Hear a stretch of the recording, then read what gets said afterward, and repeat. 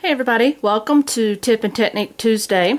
Today what I'm going to show you is a little trick to where when you're trying to work in rows, especially cylinders like this, and what I mean by cylinders are your tubes, where you just either go straight around in a continuous circle or where you join here at the beginning and want to change color. Now, I do this technique myself, and the only thing about this technique is it does take a little bit extra yarn. And I don't mind that because I really don't like having to fasten off every time that I want to change my color and then trying to weave in all of these ends, okay? So what I'm going to show you today is you're going to make yourself, or like I did to practice, it's just a little cylinder. Okay, I'm going to chain up 2, and I'm just going to double crochet, half double crochet myself around this cylinder. Okay, and then I'm just going to go my normal speed, that way I can get around and I can show you the technique that I'm using. Now, whenever you change your color, sometimes you want to change it every row just to make it the product that you're making really unique and make it colorful, but you don't want to have to weave in all of these ends, and I understand that. I don't particularly like trying to weave ends, so this is kind of an easier way to get out of doing that. Okay, so here I'm at the end. Okay, now let's say that I want to join my gray. Zoom in a bit for you. Not back. Okay, what you're going to do is you're going to join, not join, but you're going to, well, yeah, you're going to join there. Now, you want to join your new color. Okay, so you're going to put your gray over the top like normal. You're going to pull it through and through. Now, normally you would snip this. Normally you would take this color and you would fasten this off, and then you would have a little piece like this that you would be weaving in.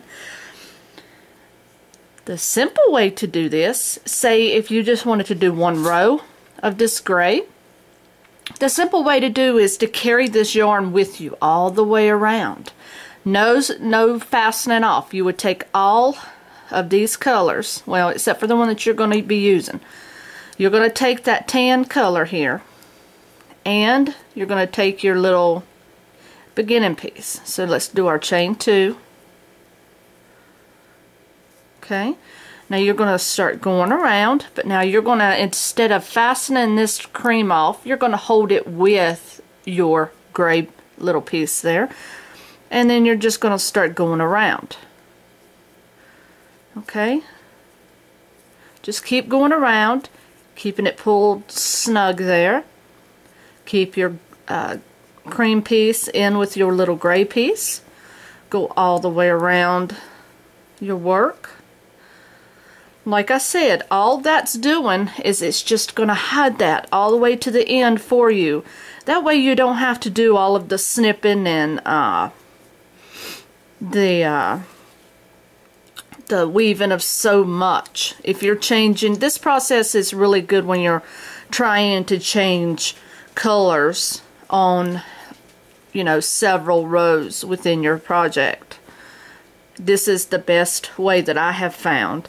It's just called carrying your yarn, and you just take it with you all the way around. Yeah, you may have to go a little slower with your work or concentrate a little bit more, but you need to do so because this is a technique, in my opinion, that's worth it. Because there's sometimes I'm making something that I want to change colors on rows quite often, but the fact of doing all of the fastening off and having so many colors just lagging down through here is terrible.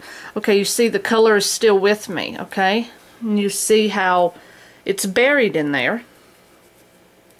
So you're just going to keep a hold of it all the way until you get back to the beginning. Okay? Now, if you want to change back to your cream, you're going to go in the top here Then you're going to drop that gray, pick up your white or your cream and pull it through. And you see, you didn't leave it down here. It just comes right with you. That way there's no mess, there's no nothing. Now if you wanted to leave the gray and do the same thing, then you would carry that with you as well. So you chain up 2 with that. Then what you're going to do is you're going to carry the gray around with you. You're just going to hold that color piece snug with the piece that you're doing. Okay? Then that way the gray will end up on top when you get all the way back around. Isn't that kind of cool? You know, that way if you, like I said, the process is for when you want to just keep changing your color back and forth, and you don't want all of these ends to weave in. And then you don't have to worry about it because they automatically get buried for you. Now yeah, you're going to have 1 or 2 ends that you're going to have to deal with, but that, you can't do anything about that. Okay? But this procedure right here stops you from having a whole lot of them, but it also buries them for you. And yeah, it's going to use up more yarn than it would if you were to separate them and just fasten off and weave them in. But that's up to you if you feel like that little bit of waste of yarn is worth all the effort of replacing the fastening off and all the weaving. Personally, I think it's worth it.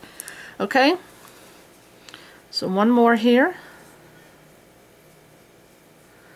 And you see, I've gone all the way back around. There's nothing to weave in. And then you can just switch back, and you can keep doing that with many colors. So that is my tip and technique video of the week. And all you're doing is just carrying your yarn with you, and it hides it, and it just seems to make life a little easier with weaving and fastening off and having so many things dangling in your way. Okay, so that again is called carrying your yarn. So happy Tuesday, and I hope you guys enjoyed the video. And if you have any questions or comments, please leave feedback below the video, and I look forward to hearing from you. Till my next video, happy hooking, everybody.